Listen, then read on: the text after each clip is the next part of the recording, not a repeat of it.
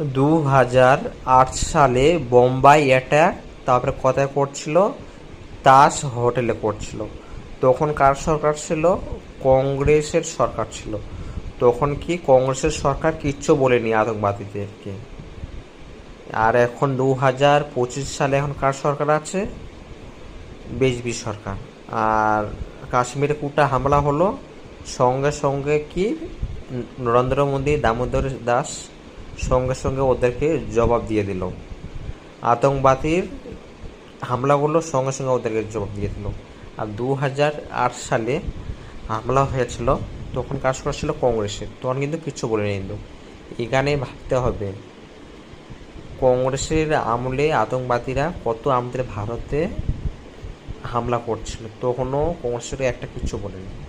আর এখন 2025 সালে কাশ্মীরে হামলা হলো, সঙ্গে সঙ্গে ওদেরকে উত্তর দিয়ে দিল। তারপর কার আমলে?